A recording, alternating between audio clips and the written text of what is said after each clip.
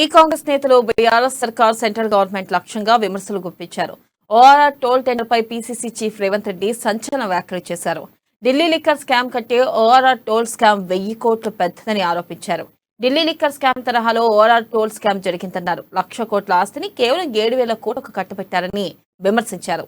ఈ ORR toll scam లో CM KCR, మంత్రి కేటీఆర్ పాత్రధారులు కాగా మాజీ సీఎస్ సోమేష్ కుమార్, ఐఏఎస్ అరవింద్ కుమార్ సూత్రధారులని రేవంత్ రెడ్డి ధ్వజమెత్తారు. రూపాయల ప్రజాధనాన్ని ఒక కుటుంబం దోపిడీకి పాల్పడితే విచారణకు ఆదేశించమని ఎందుకు బండి సంజయ్ గారు, కిషన్ రెడ్డి గారు లేఖలు రాస్తలేరు? ఇలా నేను చెప్పింది అదే, రఘునందన్ రావు చెప్పింది అదే. మరి కేంద్రంలో అధికారంలో ఉన్న వాళ్ళు ఢిల్లీలో 100 కోట్లు లంచం ఇచ్చిందని కేసులు కట్టినమంటుండ్రు. ఇవాళ 1,00,000 కోట్లు దోపిడీకి పాల్పడితే మీరు ఎందుకు కేసు చేస్తలేరు? లంచం ఇచ్చిన టీఆర్ఎస్ నాయకులను మేము పట్టుకున్నామంటారు, మంచిది, సంతోషం. లంచం ఇచ్చినందుకు పట్టుకున్నారు, బానే ఉంది. కానీ 1,00,000 కోట్లు లంచం తీసుకొని ఔటర్ రింగ్ రోడ్డుని 1,00,000 కోట్ల రూపాయల విలువైన ఆస్తిని కొల్లగొడుతున్న కల్వకుంట్ల కుటుంబం మీద మీరు ఎందుకు విచారణకు ఆదేశిస్తలేరని నేను అడుగుతున్నా. దీని వెనకాల ఉన్న గూడు పుటాని ఏంది అని చెప్పి ఔటర్ రింగ్ రోడ్డు దారి దోపిడీ దొంగతనం మీద మీరెందుకు విచారణకు ఆదేశిస్తలేరు? మీ సొంత ఎమ్మెల్యే కూడా రఘునందన్ రావు గారు ఫిర్యాదు చేసిండు నిన్న సిబిఐకి. దీన్ని బండి సంజయ్ గారు, కిషన్ రెడ్డి గారు ఈ ఫిర్యాదును నమ్ముతున్నారా, నమ్ముతలేరా? ఒకవేళ నమ్ముతే కిషన్ రెడ్డి గారు ఎందుకు విచారణ సంస్థలకు ఆదేశాలు ఇస్తలేడు? దీని వెనకాల ఉన్న ఆలోచన ఏందో తెలంగాణ సమాజం చేయాలి అని చెప్పి నేను చేస్తున్నా. నేను చేసిన ఆరోపణకు, రేవంత్ రెడ్డి చేసిన ఆరోపణ తప్పు అని చెప్పి నిన్న టీఆర్ఎస్ నాయకులు ఏదైతే మాట్లాడుతుర్రో, మీకు అక్షర జ్ఞానం లేదు, మీకు అవగాహన లేదు. కేసీఆర్, కేటీఆర్ చెప్పింది వచ్చి వల్లవేయడం తప్ప మీకు ఆ స్థాయి లేదు, ఆ అర్హత లేదు, మీకు అవగాహన లేదు. మీరు అనవసరమైన పెద్ద పెద్ద విషయాలలో మాట్లాడి మీరు కూడా ఇరుక్కోకండి అని చెప్పి ఆ ఇద్దరు శాసనసభ్యులకు నేను సూచన చేస్తున్నా. నేను ఇప్పుడు డిమాండ్ చేస్తున్న దీని మీద కేటీఆర్ స్పందించాలి. బీజేపీ, బీఆర్ఎస్ ఒకే తానులోని ముక్కలు, నాణానికి బొమ్మ బొరుసు. మోడీ, కేసీఆర్ పేర్లు మాత్రమే వేరు, వాళ్ళిద్దరు అవిభక్త కవల పిల్లలు. వాళ్ళ బంధం ఫెవికాల్ బంధం, వాళ్ళని ఎవరు విడదీయలేరు. మునుగుతే ఇద్దరు కలిసి మునుగాల్సిందే తప్ప ఇద్దరిని విడదీయడానికి కుదరదు.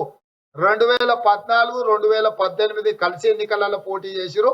ఇప్పుడు విడిపోయినట్టు నాటకం ఆడి కాంగ్రెస్ ను ఓడగొట్టడానికి కుట్ర చేస్తున్నారని ఇన్నాళ్ళు మేము చెప్పినప్పుడల్లా మా మీడియా మిత్రులు అట్లా కాదు, ఇట్లా కాదు, అట్లా అని ప్రశ్నలు వేసారు.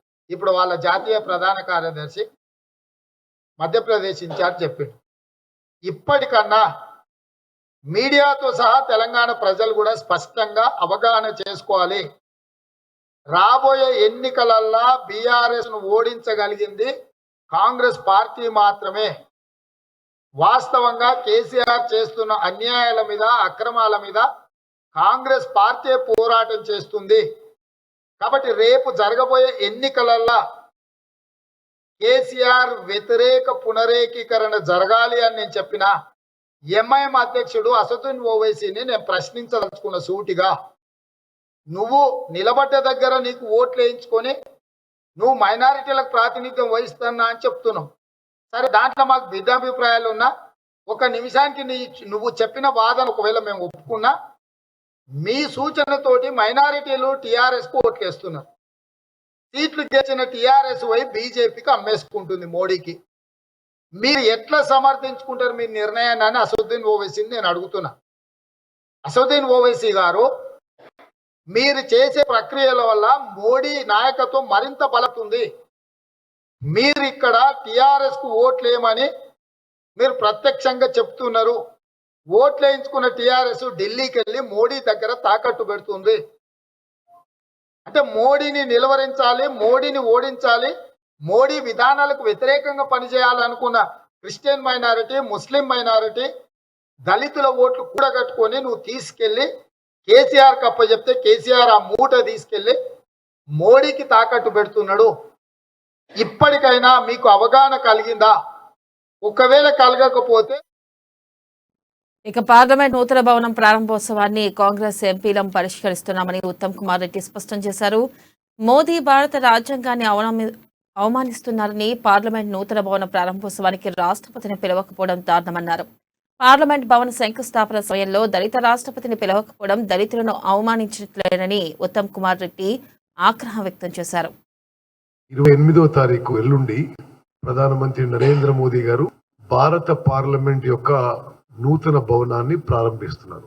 దాని కొంత బ్యాక్గ్రౌండ్, ఏ విధంగా ఇది ఒక ఘోర తప్పిదం, it is a violation of constitution propriety నేను మీ ముందు వివరిస్తాను. భారత రాజ్యాంగంలో పార్లమెంట్ ఏ విధంగా ఉండాలి, పార్లమెంట్ ఏ విధంగా ఫంక్షన్ చేయాలి అని గైడ్ లైన్స్ ఇచ్చింది article 79 and article 80 of the constitution. మీరు కూడా ఒకసారి అది గూగుల్లో కూడా మీకు ఈజీగా ఆ విషయాలు అర్థమవుతాయి.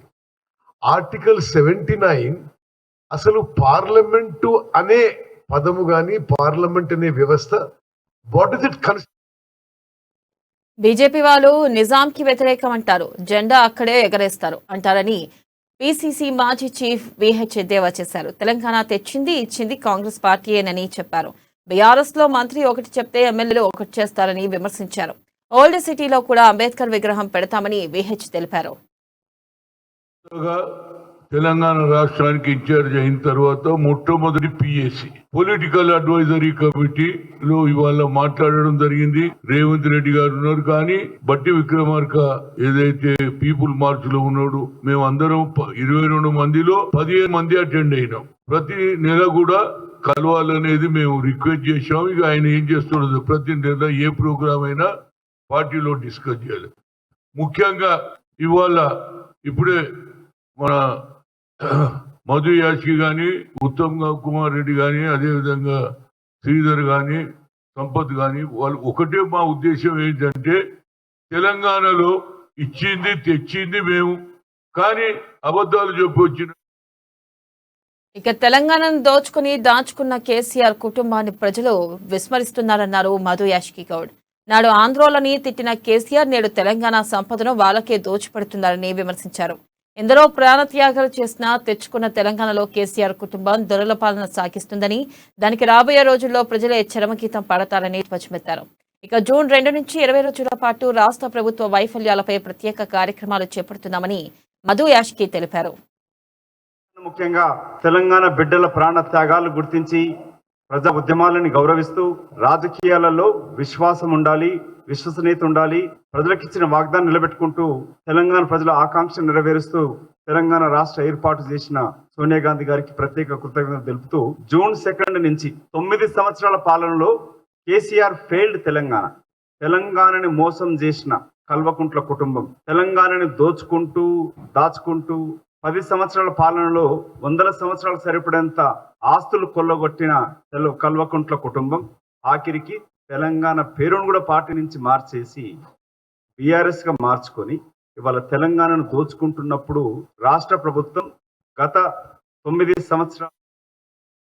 ఇక కర్ణాటకలో ఇచ్చిన తీర్పే రేపు తెలంగాణ ప్రజలు కూడా ఇస్తారని కాంగ్రెస్ ఎమ్మెల్యే శ్రీధర్ బాబు అన్నారు. 9 ఏళ్లు తెలంగాణ ప్రభుత్వం ప్రజలని ఎలా మోసం చేస్తుందో 20 రోజుల పాటు కార్యక్రమాలు చేసి వివరిస్తామన్నారు. ఇక ప్రభుత్వ వైఫల్యాలతో పాటు కాంగ్రెస్ అధికారంలోకి వస్తే చేపట్టబోయే కార్యక్రమాలు ప్రజల్లోకి తీసుకెళ్తామని తెలిపారు. ప్రధానంగా మా ప్రదేశ్ కాంగ్రెస్ కమిటీ ఇన్ఛార్జ్ కార్యదర్శి గారు, అఖిల భారత కాంగ్రెస్ పార్టీకి సంబంధించిన కార్యదర్శి గారు థాకరే గారితో పాటు సీనియర్ నాయకులతో సమావేశం జరిగింది.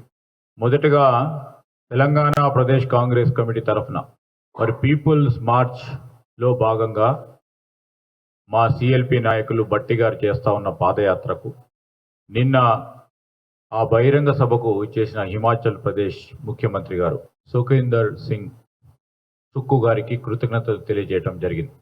ఈరోజు మీరు అందరూ కూడా గమనిస్తే ఈ మధ్యలో జరిగిన ఎన్నికల్లో హిమాచల్ ప్రదేశ్లో కానీ కర్ణాటకలో కానీ బీజేపీ కేంద్ర ప్రభుత్వం ఏ విధమైన వ్యతిరేకత ఉంది ప్రజల్లో అని ఒక స్పష్టత కనబడ్డది.